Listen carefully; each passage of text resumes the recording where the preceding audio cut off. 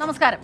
കോതമംഗലം പ്ലാച്ചേരിയിൽ കിണറ്റിൽ വീണ ആനയെ രക്ഷിക്കാനുള്ള ശ്രമങ്ങൾ അങ്ങനെ തുടരുകയാണ്. കാട്ടാനയുടെ ശല്യം പതിവാണെന്നും പ്രശ്നത്തിന് ശാശ്വത പരിഹാരം വേണമെന്നും ആവശ്യപ്പെട്ട് നാട്ടുകാരുടെ പ്രതിഷേധവും പ്രദേശത്തുണ്ട്. മറ്റൊരു പ്രധാനപ്പെട്ട വാർത്ത, അനിൽ ആന്റണിക്കെതിരായ കോഴ വിവാദത്തിൽ ഉറച്ച് നന്ദകുമാർ TG. പ്രകാശ് ജാവദേക്കറുമായി അടുത്ത ബന്ധമുണ്ടെന്നും കോൺഗ്രസ് നേതാക്കളെ BJPയിലേക്ക് എത്തിക്കാൻ ജാവദേക്കർ ശ്രമം നടത്തിയെന്ന വെളിപ്പെടുത്തലും ഇന്ന് നന്ദകുമാർ നടത്തുകയുണ്ടായി നമ്മുടെ പ്രതിനിധിയോട്. ഈ രണ്ട് വാർത്തകളും കൂടാതെ നിരവധി പ്രധാനപ്പെട്ട വാർത്തകളും സംസ്ഥാനത്ത് തെരഞ്ഞെടുപ്പ് പ്രചരണം ചൂട് പിടിക്കുകയാണ്. അതിൻ്റെ വാർത്തകളുണ്ട്. ഈ വാർത്തകളെല്ലാമായി ഈ വാർത്താ ബുള്ളറ്റിൻ തുടങ്ങുകയാണ്. ആദ്യം പോകുന്നത് ഏറ്റവും പ്രധാനപ്പെട്ട ഒരു വാർത്തയിലേക്കാണ്. പത്തനംതിട്ടയിൽ ലക്ഷക്കണക്കിന് ലിറ്റർ വെള്ളം ജല അതോറിറ്റി പാഴാക്കുന്നു എന്ന് പരാതി വരുന്നു. അറ്റകുറ്റപ്പണിക്ക് എത്തിച്ച വാൽവിൻ്റെ അളവിലെ വ്യത്യാസമാണ് ഈ വെള്ളം പാഴാകുന്നതിന് കാരണം. കൊടുംവേനലിൽ വെള്ളം ഒഴുകിപ്പോകുന്ന ദൃശ്യങ്ങൾ പുറത്ത്. വീഴ്ച സംഭവിച്ചിട്ടില്ല എന്നാണ് അധികൃതർ നൽകുന്ന വിശദീകരണം. 4,70,500 ലിറ്റർ വെള്ളം പോയിട്ടുണ്ട്. വെള്ളത്തിന് അതിരൂക്ഷമായ ക്ഷാമം. വെള്ളത്തിന് നെട്ടോട്ട് ഓടുകയാണ്. ജനങ്ങൾ എവിടെ നിന്നെല്ലാം വണ്ടിയിൽ സ്കൂട്ടറിൽ വെള്ളം, തോട്ടിലെ വെള്ളം വരെ ഉപയോഗിക്കുന്ന ഒരു സാഹചര്യത്തിൽ വന്ന് നിൽക്കുന്ന ഈ സാഹചര്യത്തിലാണ് വാട്ടർ അതോറിറ്റി 4,70,500 ലിറ്റർ വെള്ളം പാഴാക്കി കളഞ്ഞത്. ഒരു ഉപയോഗവും ഇല്ലാതെ പാഴാക്കി കളഞ്ഞത്. 9ൻ്റെ പൈപ്പ് ഇവിടെ കിടപ്പുണ്ട് മുറിച്ചത്. 9ൻ്റെ പൈപ്പ് ഉള്ള ഭാഗത്ത് ഇവർ ഒരു സൈഡ് 9ഉം ഒരു സൈഡ് 10ഉം വാൽവിൻ്റെ അളവ് രണ്ട് സൈഡിലും 2 അളവ്. ഈ അളവ് ഇവിടെ കൊണ്ടുവന്ന് ഇവർ പൈപ്പ് കട്ട് ചെയ്തപ്പോഴത്തേക്ക് മേളിൽ നിന്ന് കുത്തി ഒലിച്ച് ടാങ്കി കിടന്ന് 4.25 ലക്ഷം ലിറ്റർ വെള്ളം ഒഴുകി ഇതിലെയാണ് ഒഴുകിപ്പോയത്. ഒഴുകി ഇങ്ങനെ പോയി. ഒരു ആൾക്കാർക്ക് ഒരു ഉപയോഗവും ഇല്ലാതെ ഒഴുകിപ്പോയിട്ട് ഇപ്പം ഇത് വാൽവ് ഫിറ്റ് ചെയ്യാൻ നോക്കുന്നു. വാൽവ് ഫിറ്റ് ചെയ്യാൻ പറ്റത്തില്ല. ശ്രീകുമാരൻ ചേരുന്നുണ്ട് വിശദാംശങ്ങളുമായി. ശ്രീജിത്ത്, കൊടും വേനലാണ്, വെള്ളമില്ലാതെ നെട്ടോട്ടം ഓടുകയാണ് പല ഭാഗത്തും ജനങ്ങൾ. അപ്പോഴാണ് ഇങ്ങനെ ഒരു കാര്യം. ഇത് ശരിക്കും പറഞ്ഞാൽ കെടുകാര്യസ്ഥത എന്ന് തന്നെ വേണം പറയാനല്ലേ?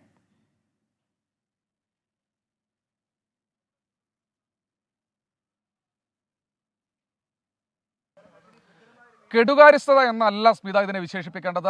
കൃത്യമായി ജനങ്ങളോടുള്ള ഒരു ജനവിരുദ്ധ പ്രവർത്തനം അല്ലെങ്കിൽ ജനങ്ങൾക്കെതിരായ ഒരു വലിയ പ്രവർത്തനമാണ് ഈ ഘട്ടത്തിൽ വാട്ടർ അതോറിറ്റിയിലെ ഉദ്യോഗസ്ഥർ നടത്തിയിരിക്കുന്നതെന്ന് നമുക്ക് നിസ്സംശയം പറയാം. കാരണം ഇതാണ് ആ പ്രദേശം, നെല്ലിമുകൾ മേഖലയാണിത്. ഈ മേഖലയിലാണ് ഇവിടെ ഒരു അറ്റകുറ്റപ്പണി നടന്നിരുന്നത്. 9ൻ്റെയും 10ൻ്റെയും പൈപ്പുകൾ, അതായത് 9ൻ്റെ പൈപ്പ് ആയിരുന്നു വേണ്ടിയിരുന്നത്. അത് കൃത്യമായ രീതിയിൽ 10ൻ്റെ പൈപ്പ് കൊണ്ടുവന്ന് അളവ് പോലും എടുക്കാൻ അറിയാത്ത ഉദ്യോഗസ്ഥർ കൊണ്ടുവന്ന് ഫിറ്റ് ചെയ്തു. അതിനുശേഷം പമ്പ് ചെയ്തപ്പോൾ പോയി എന്നാണ് നാട്ടുകാർ പറയുന്നത്. നമുക്കൊപ്പം മുണ്ടപ്പള്ളി സുഭാഷ്, അദ്ദേഹം പള്ളിക്കൽ പഞ്ചായത്ത് അംഗമാണ്, അദ്ദേഹം ചേരുന്നുണ്ട്. ചേട്ടാ, ഇത് എന്താ സംഭവിച്ചെന്ന് പറഞ്ഞു കഴിഞ്ഞാൽ ഇപ്പോൾ സ്വാഭാവികമായിട്ട് ഇപ്പോൾ നമ്മൾ കാര്യങ്ങൾ മുഴുവൻ പറഞ്ഞു. ഇപ്പോൾ വാട്ടർ അതോറിറ്റി ഉദ്യോഗസ്ഥർ വിളിക്കുമ്പോൾ പറയുന്നത് അവർക്കറിയില്ല, മറ്റാരോ വന്ന് തുറന്നിട്ടുണ്ടാവാന്നൊക്കെയാണ് പറയുന്നത്. കള്ളത്തരമാണ് പറയുന്നത്. വാട്ടർ അതോറിറ്റിയുടെ ജീവനക്കാരനാണ് വന്നത്. വാട്ടർ അതോറിറ്റിയുടെ ജീവനക്കാരൻ ഈ വാൽവും കൊണ്ട് വന്നു. ഈ പൈപ്പ് കട്ട് ചെയ്ത ഭാഗമാണ് ആ കിടക്കുന്നത്. ആ കട്ട് ചെയ്ത ഭാഗത്ത് വെക്കേണ്ട വാൽവിൻ്റെ അളവ് ഒരു സൈഡിൽ 9ഉം ഒരു സൈഡിൽ 10ഉമായി പോയി. ഈ 10 ആയിരുന്നായിരുന്നുവെങ്കിൽ കറക്റ്റായിട്ട് സെറ്റ് ചെയ്യാൻ പറ്റുമായിരുന്നു. 9ഉം 10ഉം ഒരു വാൽവിൻ്റെ രണ്ട് സൈഡിൽ 2 അളവ്. വാട്ടർ അതോറിറ്റിയുടെ ഉദ്യോഗസ്ഥന്മാർ എത്രത്തോളം വെള്ളം പോയിട്ടുണ്ടാവുന്നത്? 4.25 ലക്ഷം ലിറ്റർ വെള്ളമാണ് നഷ്ടം. വെള്ളം ഉണ്ടായിരുന്നില്ല എന്നൊരു വാദം അവർ ഉയർത്തുന്നുണ്ട്. വെള്ളം ഉണ്ടായിരുന്നുള്ള വീഡിയോ കൃത്യമായിട്ടും ഉണ്ടല്ലോ. അവരെ കള്ളത്തരമാണ് വാട്ടർ അതോറിറ്റി ജീവനക്കാർക്ക് കള്ളത്തരമാണ് പറഞ്ഞത്. ഇവരോട് ചോദിച്ചോക്കെ, ഈ നിമിഷം വരെ, ഇന്നലെ രാത്രി ഇവിടുന്ന് വൈകിട്ട് അവർ എത്ര പഞ്ചായത്തുകളിലേക്ക് പോകുന്നു? 3 പഞ്ചായത്തിലേക്ക് ഡിസ്ട്രിബ്യൂഷൻ നടക്കുന്ന ടാങ്കാണിത്. അതായത് പള്ളിക്കൽ ഗ്രാമപഞ്ചായത്ത്, കടമ്പനാട് പഞ്ചായത്ത്, ഏർത്ത് പഞ്ചായത്ത്, 3 പഞ്ചായത്തിലേക്ക് ഈ മോതിര ചുള്ളിമലയിൽ നിന്ന് വെള്ളം വിതരണം ചെയ്യുന്നുണ്ട്. വാട്ടർ അതോറിറ്റി ഉദ്യോഗസ്ഥർ പറയുന്ന ഒരു വിചിത്രവാദം, ഇപ്പോൾ ആദ്യം അവർ വിളിച്ചപ്പോൾ പറഞ്ഞത് ഈ ലൈനിലൂടെ, ഈ ഡെലിവറി ലൈനിലൂടെ മലിനജലം പോകുന്നു എന്നാണ്. അപ്പോൾ നമ്മൾ ചോദിച്ചു, ഈ ഡെലിവറി ലൈനിലൂടെ എങ്ങനെയാണ് ഈ മലിനജലം പാഴായി പോകുന്നത്, അതെങ്ങനെയാണെന്ന് ചോദിക്കുമ്പോൾ അവർക്ക് മറുപടിയില്ല. അതിനുശേഷം ഉദ്യോഗസ്ഥരെ വിളിക്കുന്ന സമയത്താണ് കൃത്യമായ രീതിയിൽ ആ ഉദ്യോഗസ്ഥർ പറയുന്നത് മറ്റാരോ തുറന്നതാകാമെന്നാണ് പറയുന്നത്. നമ്മൾ ആ ദൃശ്യങ്ങളടക്കം നമ്മളെ വേദനിപ്പിക്കുന്നതാണ്. കുടിവെള്ളമാണ്, ശുദ്ധജലമാണ് ഇത്തരത്തിൽ ഈ റോഡിലൂടെ പാഴായി പോയത്. അതാണ് പൈപ്പിൻ്റെ അറ്റകുറ്റപ്പണിക്ക് വേണ്ടി കൊണ്ടുവന്ന പൈപ്പിൻ്റെ ദൃശ്യങ്ങൾ. ക്യാമറാമാൻ മനീഷാണ് ആ ദൃശ്യങ്ങൾ പകർത്തുന്നത്. എന്തായാലും വളരെ നടപടിയെടുക്കേണ്ട കാര്യം തന്നെയാണ്. മന്ത്രിയുടെ അടക്കം ശ്രദ്ധയിലേക്ക് നമ്മൾ ഈ വാർത്ത വെക്കുകയാണ്. 67ഓളം ഉദ്യോഗസ്ഥർ അടൂരിൽ വാട്ടർ അതോറിറ്റിയുടെ ഭാഗമായി ജോലി ചെയ്യുന്നുണ്ട്. അവരുടെ അനാസ്ഥ തന്നെയാണ് ഇതിൻ്റെ കാരണമെന്നാണ് നാട്ടുകാർ ഇപ്പോൾ ആക്ഷേപിച്ചുകൊണ്ടിരിക്കുന്നത്. എന്തായാലും വെള്ളമെല്ലാം ഒഴുകിപ്പോയി. നമ്മളിപ്പോൾ ആ ടാങ്കിലും പോയി പരിശോധിച്ചിരുന്നു. അവിടെയെങ്ങും ഒരു തുള്ളി വെള്ളം പോലുമില്ല. കുടിവെള്ളം അമൂല്യമാണ്, അത് പാഴാക്കരുത് എന്ന് പരസ്യം ചെയ്യുന്ന വാട്ടർ അതോറിറ്റിയുടെ ഉദ്യോഗസ്ഥർ തന്നെയാണ് ഇത്തരത്തിലുള്ള നടപടിക്ക് കൂട്ടുനിന്നിരിക്കുന്നത്. അല്ലെങ്കിൽ അവരുടെ അനാസ്ഥ തന്നെയാണെന്ന് നിസ്സംശയം നമുക്ക് ഈ പ്രദേശത്ത് വന്ന് നിൽക്കുമ്പോൾ നമുക്ക് മനസ്സിലാകും. സ്മിത. ശരി, ശ്രീജി ശ്രീകുമാരനാണ് ഈ വാർത്തയുടെ വിശദാംശങ്ങൾ നൽകിയത്. കൊടുംവേനലിൽ പലയിടങ്ങളിലും വെള്ളമില്ലാത്ത അവസ്ഥയാണ്. ആ സമയത്താണ് ഇങ്ങനെ ലക്ഷക്കണക്കിന് ലിറ്റർ വെള്ളം പാഴായി പോകുന്നത്. അതും ജല അതോറിറ്റിയുടെ വീഴ്ച കൊണ്ടെന്നാണ് ഇപ്പോൾ വിവരങ്ങൾ സൂചിപ്പിക്കുന്നത് തന്നെ. ഇനി മറ്റൊരു പ്രധാനപ്പെട്ട വാർത്ത ഇന്ന് രാവിലെ എത്തിയ വാർത്തയാണ്. കോതമംഗലം കോട്ടപ്പടിയിൽ കിണറ്റിൽ വീണ കാട്ടാനയെ മണിക്കൂറുകൾ പിന്നിട്ടിട്ടും പുറത്തെത്തിക്കാൻ കഴിഞ്ഞിട്ടില്ല. സ്ഥലമുടമ മണ്ണുമാന്തി യന്ത്രം കടത്തിവിടാത്തതിനാൽ രക്ഷാദൗത്യം പ്രതിസന്ധിയിലാണ്. ശരീരമാസകലം പരിക്കേറ്റ ആന സ്വയം രക്ഷപ്പെടാനുള്ള ശ്രമം ഇപ്പോഴും തുടരുന്നുണ്ട്. ആനയെ കരക്കെത്തിച്ചാൽ ചീഫ് വൈൽഡ് ലൈഫ് വാർഡന്റെ അനുമതിയോടെ തുടർ നടപടികൾ സ്വീകരിക്കും. ദുരന്ത നിവാരണ അതോറിറ്റി മാർഗനിർദ്ദേശം പുറത്തിറക്കി. കാട്ടാനയുടെ ആക്രമണത്തിൽ ശാശ്വത പരിഹാരം ആവശ്യപ്പെട്ട് നാട്ടുകാർ പ്രതിഷേധം തുടരുകയാണ്. രാവിലെ ഒന്നും ആനയ്ക്ക് കുഴപ്പമുണ്ടായില്ല. ഇപ്പൊ ആളുകൾ ഈ തൊലെ പ്രശ്നങ്ങളൊക്കെ ഒന്നുകൂടി ആനയ്ക്ക് മുഴുവനായിട്ട് ഇടിച്ച് രക്ഷപ്പെടാൻ വേണ്ടി നോക്കിയിട്ട് തലയ്ക്കൊക്കെ നല്ല മുറിവുണ്ട്. ഇത് എത്ര നേരം ഇതിന്റെ അത് കിടക്കുമെന്ന് അറിയാൻ പാടില്ല. ഇത് ആദ്യം സൗകര്യം തന്നിട്ട് ഇവിടെ നമ്മൾ വണ്ടി ഇറക്കും. രണ്ടാമത് പറയുന്നത് ഈ സാധനം ഇത് ഏറ്റവും ഡേഞ്ചർ ആനയാണ്. ഇത് നാളെ ഒരു മനുഷ്യനെ കൊല്ലാൻ അത്രയ്ക്ക് സ്ഥിരം ശല്യക്കാരാണ്. അപ്പൊ നമുക്ക് ഇതിനെ മയക്കുപടി വെച്ച് ഈ നാട്ടിൽ നിന്ന് തന്നെ ഇവിടെ ഒഴിവാക്കണം. അതാണ് നമ്മുടെ രണ്ടാമത്തെ ആവശ്യം. കാരണം ഇത് നാളെ ആരെയും എന്ത് വിളിയും സംഭവിക്കാവുന്ന ഒരു സാധ്യതയുള്ള ആനയാണ്. കാരണം ഇത് നമുക്ക് കൃത്യമായിട്ട് ഐഡന്റിഫൈ ചെയ്യാവുന്ന ഒരു ആനയാണ്. അതുകൊണ്ട് തന്നെ നമ്മൾ പറയുന്നത് ഈ സാധനത്തെ ഇവിടുന്ന് നമ്മൾ കൊണ്ടുപോയേ പറ്റുള്ളൂ. കോതമംഗലത്തു നിന്ന് വിനിത വി ജി ചേരുന്നുണ്ട് വിവരങ്ങളുമായി. വിനിത, ഈ നാട്ടുകാരുടെ അവരുടെ അമർഷം, ദേഷ്യമൊക്കെ നമുക്ക് മനസ്സിലാവും, കാരണം ഇങ്ങനെ ആശങ്കയിൽ കഴിയേണ്ട ഒരു അവസ്ഥ. പക്ഷേ ഇപ്പോഴത്തെ ഏറ്റവും പ്രധാനപ്പെട്ട കാര്യം ആനയെ അതിൽ നിന്ന് എങ്ങനെയെങ്കിലും രക്ഷിക്കുക, കരകയറ്റുക എന്നുള്ളതാണ്. ഇപ്പോഴെന്താണ് തടസ്സം അങ്ങനെ രക്ഷാപ്രവർത്തനത്തിന്? തീർച്ചയായും സ്മിത സൂചിപ്പിച്ചതുപോലെ തന്നെ ആനയെ എത്രയും വേഗം പുറത്തേക്ക് എത്തിക്കുക എന്നുള്ളത് തന്നെയാണ് പ്രാധാന്യം. നമുക്ക് ആ ദൃശ്യങ്ങളിലേക്ക് കടക്കുമ്പോൾ ആന സ്വയം അതിന് രക്ഷപ്പെടുന്നതിന് വേണ്ടിയിട്ടുള്ള ഒരു ചെറിയൊരു വഴി ഒരുക്കിയിട്ടുണ്ടെന്ന് കൂടി വേണം മനസ്സിലാക്കാൻ. ആ ഒരു വലിയ കിണറാണ്. ആ കിണറിന്റെ ഒരു ഭാഗത്ത് അത് പൂർണ്ണമായും കരിങ്കല്ലും ചെങ്കല്ലും ഒക്കെയാണുള്ളത്. അതിന്റെ ഒരു ഭാഗത്തേക്ക് മാത്രമാണ് ചെറിയൊരു മൺതിട്ടയുള്ളത്. ഏതാണ്ട് മണിക്കൂറുകളോളമായി ഈ ആന അത് ഇടിച്ച് പൊട്ടിക്കാനുള്ളൊരു ശ്രമം നടത്തുന്നുണ്ട്. അതിലൂടെ ഒരു ചെറിയ ഒരു പാത അത് ഒരുക്കിയിട്ടുണ്ട്. പക്ഷെ അതിലൂടെ പുറത്തേക്ക് കടക്കുക എന്നുള്ളത് അത് അത്ര എളുപ്പമല്ല. ആനയ്ക്ക് അങ്ങനെ പുറത്തേക്ക് കടക്കുന്നതിനുള്ള ഒരു മാർഗം ഒരുക്കുകയാണ് ഇപ്പോൾ ഉദ്യോഗസ്ഥർ ചെയ്യുന്നത്. നമുക്ക് ആ ദൃശ്യങ്ങളിൽ തന്നെ വളരെ വ്യക്തമാണ്. ഇപ്പോൾ പ്രദേശവാസികൾക്കൊക്കെ ഒരു ജാഗ്രതാ നിർദ്ദേശം നൽകിയിട്ടുണ്ട്. ഏതാണ്ട് ഒരു 500 മീറ്റർ അകലം പാലിച്ച് നിൽക്കണമെന്നാണ് നിർദ്ദേശം നൽകിയിരിക്കുന്നത്. വനംവകുപ്പ് ഉദ്യോഗസ്ഥരും ഒപ്പം തന്നെ പോലീസ് ഉദ്യോഗസ്ഥരും ഒക്കെ ഇപ്പോൾ ആ കിണറിന് സമീപമായാണ് നിൽക്കുന്നത്. ആന ഇപ്പോഴും ആ കിണറിനുള്ളിൽ അതിന്റെ പരാക്രമം തുടരുകയാണ്. അതിനെങ്ങനെയെങ്കിലും പുറത്തേക്ക് എത്തുന്നതിനുള്ള ഒരു പരിശ്രമമാണ് അത് നടത്തുന്നത്. അല്പസമയം മുൻപ് അത് തുമ്പിക്കൈ വരെ പുറത്തേക്ക് ഇട്ടിട്ടുണ്ടായിരുന്നു. ഇപ്പോൾ ആന പുറത്തേക്ക് ഇറങ്ങുന്നതിനുള്ള ഒരു പരിശ്രമം ആനയുടെ ഭാഗത്ത് നിന്ന് നടക്കുന്നുണ്ട്. പക്ഷേ അതേസമയം പ്രദേശവാസികൾ മുന്നോട്ട് വെക്കുന്ന ഒരു ആവശ്യം ആനയെ മയക്കുവെടി വെച്ച് ഈ മേഖലയിൽ നിന്ന് മാറ്റണം എന്നൊരു കാര്യമാണ്.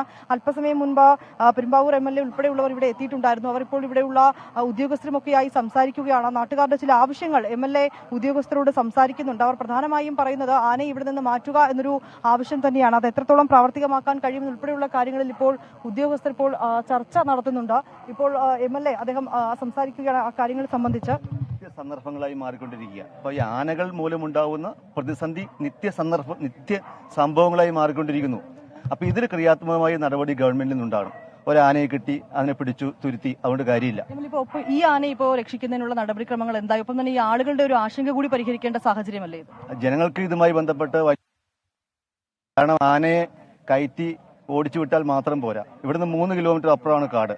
അപ്പം അത്രയും ദൂരത്തേക്ക് ആന ഇറങ്ങി വരുന്നു. അപ്പോൾ ജനങ്ങൾ ആവശ്യപ്പെടുന്നത് ഈ ആനയെ പിടിച്ചതിന് ശേഷം അതിന് മയക്കുവെടി വെച്ച് പ്രാഥമിക ചികിത്സ കൊടുത്ത് അതിന് ഭക്ഷണം കൊടുത്തതിന് ശേഷം ആനയെ ഇവിടുന്ന് കൊണ്ടുപോയി കാട്ടിൽ അയച്ചുവിടുക എന്നുള്ളതാണ് ആളുകൾ ആഗ്രഹിക്കുന്നത്. താങ്കളിപ്പോൾ അക്കാര്യം ഉദ്യോഗസ്ഥരുമായി സംസാരിച്ചിരുന്നു. അതിൽ എന്തെങ്കിലും തരത്തിലൊരു അന്തിമ തീരുമാനത്തിലേക്ക് എത്തിയിട്ടുണ്ട്. അതിനുശേഷം കളക്ടറുമായി ബന്ധപ്പെട്ടിട്ട് ഇവിടെ 144 പറ്റാനും ആനയെ അതിനുശേഷം രക്ഷപ്പെടുത്തി ആനയെ കൊണ്ടുപോകാൻ വേണ്ട നിർദ്ദേശമാണ് നൽകിയിട്ടുള്ളത്. ആന വീണിട്ട് മണിക്കൂറുകളോളം ആവുന്നുണ്ട്.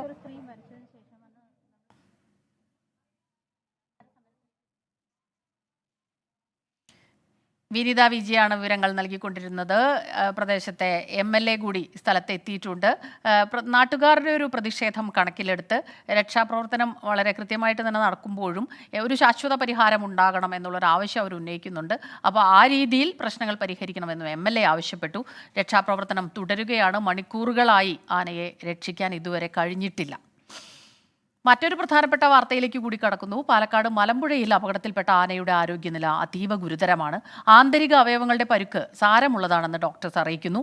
എഴുന്നേൽക്കാനുള്ള ആനയുടെ ശ്രമം പരാജയപ്പെട്ടതോടെ സംരക്ഷണ കേന്ദ്രത്തിലേക്ക് മാറ്റാൻ കഴിയാത്ത സ്ഥിതിയാണ് ഇപ്പോഴുള്ളത്.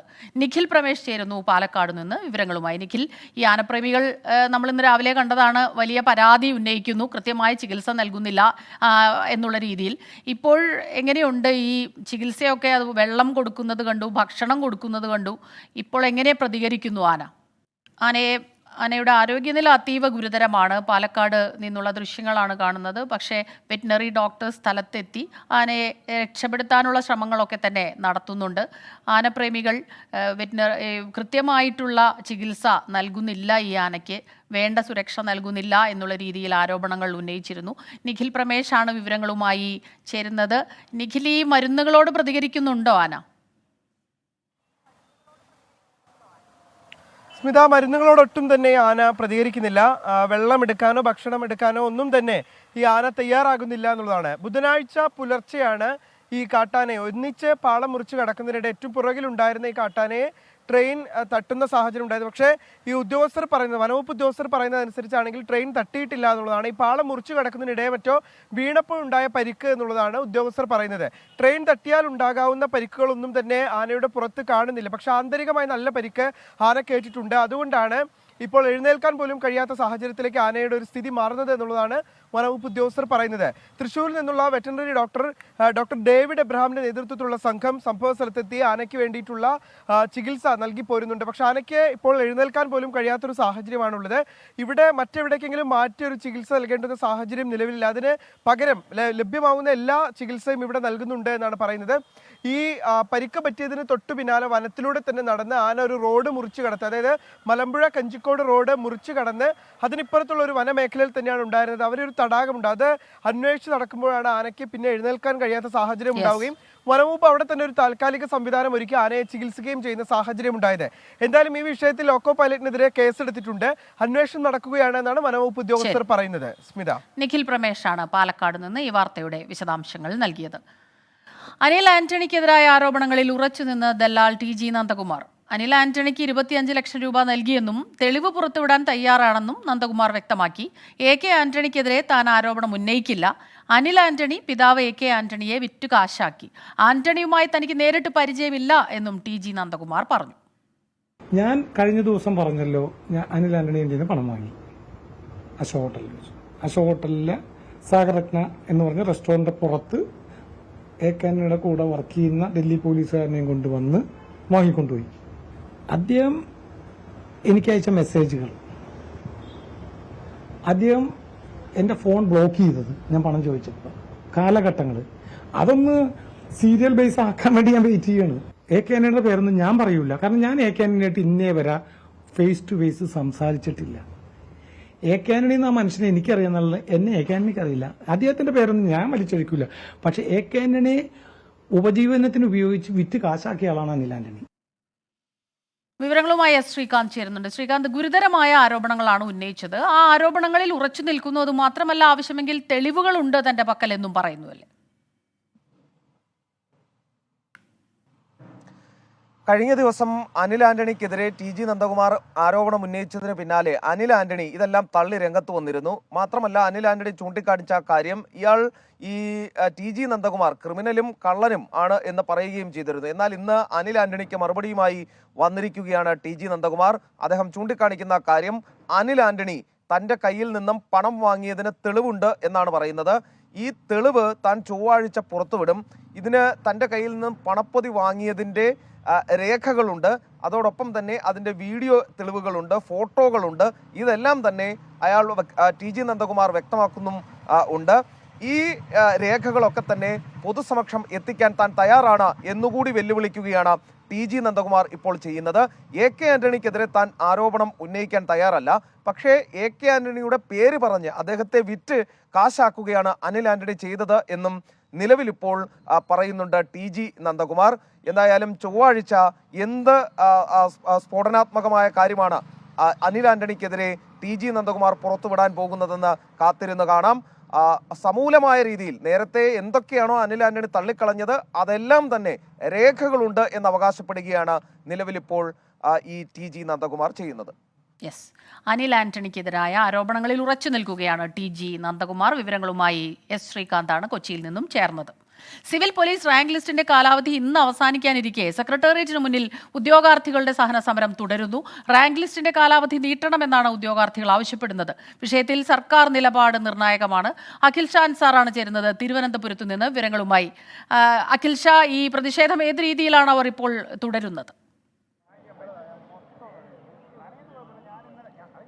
സ്മിത, നമുക്കറിയുന്നത് പോലെ തന്നെ കഴിഞ്ഞ 2 മാസമായി ഇവരിവിടെ സമരം ചെയ്യുന്നുണ്ട്. പക്ഷേ പലതരത്തിലുള്ള സമരങ്ങൾ അവർ ചെയ്തത്, അതായത് തലമുണ്ടനം ചെയ്ത് സമരം നടത്തുന്നു, അതുപോലെ പുല്ല് തിന്ന് സമരം നടത്തുന്നു. പക്ഷേ ഇതിനൊന്നും ഒരു പരിഹാരവും സർക്കാരിൻ്റെ ഭാഗത്തു നിന്ന് ഉണ്ടായില്ല. ഒടുവിൽ ഇന്ന് രാത്രി 12 മണിയോടുകൂടിയാണ് ഇവരുടെ റാങ്ക് ലിസ്റ്റിൻ്റെ കാലാവധി അവസാനിക്കുന്നത്. 1 വർഷം കാലാവധി പൂർത്തിയാക്കി അതിൻ്റെ കാലാവധി ഇന്ന് അവസാനിക്കുകയാണ്. ഇനി എന്ത് ചെയ്യണമെന്നുള്ള വലിയ ആശങ്കയിലാണ് നമ്മളിപ്പോൾ ഈ സമരപന്തലിൽ കാണുന്ന ഓരോ ഉദ്യോഗാർത്ഥികളും ഉള്ളത്. അവരോടൊക്കെ ചോദിക്കുമ്പോൾ അവർ ഇനി എന്ത് ചെയ്യും, അതായത് ഈ റാങ്ക് ലിസ്റ്റിൻ്റെ കാലാവധി ഇന്ന് അവസാനിക്കുന്നതോടെ സർക്കാർ ഇക്കാര്യത്തിൽ കൈമലർത്തുമെന്നുള്ളതാണ് അവർ ഏറ്റവും പ്രധാനമായും ഇക്കാര്യത്തിൽ അവർ ചൂണ്ടിക്കാട്ടുന്നൊരു കാര്യം. എന്തായാലും വലിയ ആശങ്കയിലാണ് നിലവിൽ ഇപ്പോൾ ഇവരുള്ളത്.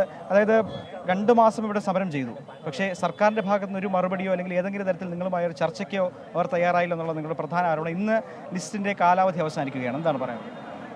നമ്മളിപ്പോൾ 61 ദിവസമായിട്ട് ഇവിടെ സമരം ചെയ്തുകൊണ്ടിരിക്കുകയാണ്. നമ്മൾ പല പുല്ല് തിന്നു, മുടി മുടിച്ചു, ഇവിടെ പച്ചപ്പുല്ല് തിന്നു, മണ്ണ് തിന്നു. എന്നിട്ട് വേറെ ഭാഗത്തുനിന്ന് എന്തെങ്കിലും ഒരു പോസിറ്റീവായിട്ടൊന്നും നടന്നിട്ടില്ല. ഞങ്ങൾ മാക്സിമം ഇവിടെ ഒരു ദിവസം റോഡ് ഉപരോധിച്ചപ്പോൾ മാത്രമാണ് DGP നമ്മളോട് ചർച്ചയ്ക്ക് വിളിച്ചത്. അന്നും പറയുന്നത് അവരുടെ ഭാഗത്തുനിന്ന് സപ്പോർട്ട് ചെയ്യാം, സർക്കാരാണെല്ലാം തീരുമാനം എടുക്കേണ്ടതെന്ന് പറയും. നമ്മൾ എന്താ ഇനിയിപ്പോൾ ഇന്ന് അവസാനിക്കുകയുള്ളൂ, ഇനി എന്താ നമ്മുടെ പ്രതീക്ഷകളെല്ലാം അവസാനിച്ചിരിക്കുകയാണ്. ഇനിയിപ്പം മുഖ്യമന്ത്രിയുടെ ഭാഗത്തൊരു ഫയൽ ഇരിപ്പുണ്ടെന്ന് പറഞ്ഞു. നമ്മൾ മാക്സിമം കാല് പിടിക്കാൻ തയ്യാറാണ്. എങ്ങനെയാലും ഒന്ന് പാസ്സാക്കി തരുവാണെങ്കിൽ ഇത്രയും പേരുടെ ജീവിതം രക്ഷപ്പെടും. ഇത്തരത്തിലാണ്, അതായത് ഇപ്പോൾ നിലവിലുള്ള ലിസ്റ്റിന്റെ കാലാവധി കുറച്ചുകൂടി നീട്ടണമെന്നുള്ള കാര്യമാണ്, അതുകൂടി പരിഗണിക്കണമെന്നാണ് ഇവരുടെ ആവശ്യം. എന്തായാലും 9000-ഓളം വരുന്ന ഉദ്യോഗാർത്ഥികൾ ഇപ്പോഴും നിയമന ശുപാർശ ലഭിക്കാതെ പുറത്തു തന്നെ തുടരുകയാണ്. ഇനി എന്ത് എന്നുള്ളൊരു ചോദ്യത്തിന് മുന്നിൽ വഴിമുട്ടി നിൽക്കുന്ന അവസ്ഥയാണ് ഇപ്പോൾ നിലവിൽ ഇവിടെ സമരം ചെയ്യുന്ന CPI ഉദ്യോഗാർത്ഥികൾ ഉള്ളത്. സ്മിത, ശരി. തൃശ്ശൂരിലെ NDA സ്ഥാനാർത്ഥി സുരേഷ് ഗോപിയെ പിന്തുണച്ച് LDF മേയർ MK വർഗീസ്. തൃശ്ശൂരിന്റെ MP ആകാൻ സുരേഷ് ഗോപി ഫിറ്റാണെന്ന് MK വർഗീസ് പറഞ്ഞു. സുരേഷ് ഗോപി കോർപ്പറേഷന് വേണ്ടി പ്രഖ്യാപിച്ച പണം തന്നു, എന്നാൽ മറ്റുള്ളവർ വാഗ്ദാനം മാത്രം നൽകി എന്നും മേയർ വിമർശിച്ചു. ജനങ്ങളുടെ ഇടയിൽ നിൽക്കുന്നയാളാണ് സുരേഷ് ഗോപി എന്നും മേയർ കൂട്ടിച്ചേർത്തു.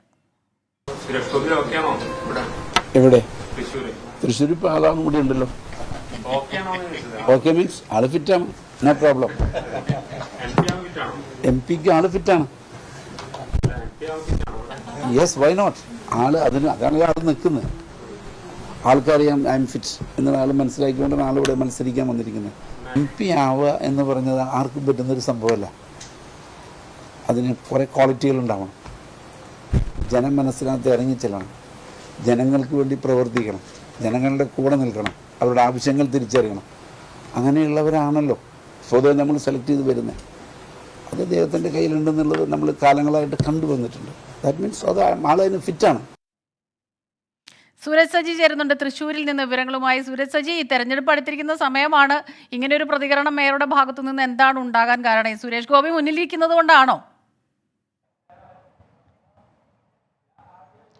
സ്മിത, എന്തായാലും തൃശ്ശൂർ പോലെ ഒരു ത്രികോണ മത്സരം നടക്കുന്ന മണ്ഡലത്തിൽ LDF-ന് വെട്ടിലാക്കുന്നതാണ് ഇപ്പോൾ ഈ മേയറുടെ ഭാഗത്തു നിന്നുണ്ടായിരിക്കുന്ന പ്രതികരണം. തൃശ്ശൂർ MP ആവാൻ സുരേഷ് ഗോപി എന്തുകൊണ്ടും ഫിറ്റാണ് എന്നൊരു പ്രതികരണമാണ് മേയർ നടത്തിയിരിക്കുന്നത്. അതോടൊപ്പം തന്നെ ഈ മേയറോട് സുരേഷ് ഗോപിക്ക് വോട്ട് ചെയ്യുമോ എന്നൊരു ചോദ്യം കൂടി ഈ സമയത്ത് അവിടെ ഉണ്ടായിരുന്ന മാധ്യമപ്രവർത്തകർ ചോദിച്ചു. ആ സമയത്ത് മേയർ പറഞ്ഞത് താൻ സ്വതന്ത്രനാണ്, അതായത് സ്വതന്ത്ര കൗൺസിലറാണ് എന്നുള്ളതാണ് മേയർ ഉദ്ദേശിക്കുന്നത്. അതുകൊണ്ട് തന്നെ സ്വതന്ത്രമായി ചിന്തിച്ചുകൊണ്ട് വോട്ട് ചെയ്യാനുള്ള അവകാശം തനിക്കുണ്ട്. വികസനത്തിനൊപ്പമായിരിക്കും തൻ്റെ വോട്ട്, അല്ലെങ്കിൽ വികസനം നടപ്പാക്കുന്നവർക്കായിരിക്കും തൻ്റെ വോട്ട് എന്നുള്ളതായിരുന്നു മേയർ പ്രതികരിച്ചത്. അങ്ങനെയെങ്കിൽ LDF-നാകണം ഈ വോട്ട്, ആയിരിക്കും ഈ വോട്ട് ചെയ്യുക എന്ന് മേയർ പറഞ്ഞു എന്ന് നമുക്ക് കരുതാൻ കഴിയില്ല. അത്തരത്തിൽ ഈ സുരേഷ് ഗോപിയാണ് വികസനം നടപ്പാക്കിയത്, അതിനുശേഷമാണ് ഇദ്ദേഹം പറയുന്ന വികസനത്തിനായിരിക്കും തൻ്റെ വോട്ട്. അതുകൊണ്ട് തന്നെ ഇടതുമുന്നണിയെ തീർത്തും വെട്ടിലാക്കുന്ന ഒരു പ്രതികരണമാണ് ഇപ്പോൾ തൃശ്ശൂർ മേയറായിട്ടുള്ള MK വർഗീസിന്റെ ഭാഗത്തു നിന്നുണ്ടായിരിക്കുന്നത്. പ്രത്യേകിച്ച് തൃശ്ശൂർ കോർപ്പറേഷൻ, ഈ കോർപ്പറേഷനിലെ കോൺഗ്രസ് വിമതനായായിരുന്നു MK വർഗീസ് മത്സരിച്ചിരുന്നത്. പിന്നീട് MK വർഗീസിനെ മേയറാക്കിക്കൊണ്ടായിരുന്നു LDF ഈ തൃശ്ശൂർ കോർപ്പറേഷനിൽ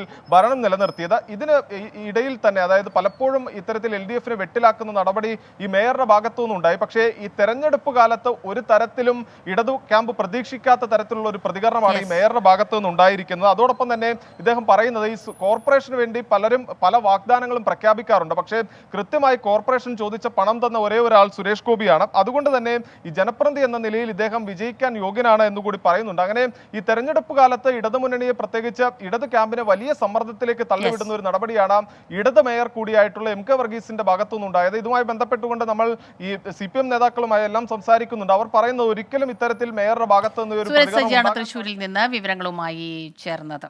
തെരഞ്ഞെടുപ്പ് അടുത്ത കാലമാണ്. ശക്തമായ ത്രികോണ മത്സരമാണ് തൃശ്ശൂരിൽ നടക്കുന്നത്. അതുകൊണ്ട് തന്നെ മുന്നണിക്ക് വലിയ തലവേദനയാകും LDF മേയറുടെ ഈ ഒരു പ്രതികരണം എന്ന കാര്യത്തിൽ സംശയമൊന്നുമില്ല. ഈ വാർത്താ ബുള്ളറ്റിൻ ഇവിടെ പൂർണ്ണമാവുകയാണ്.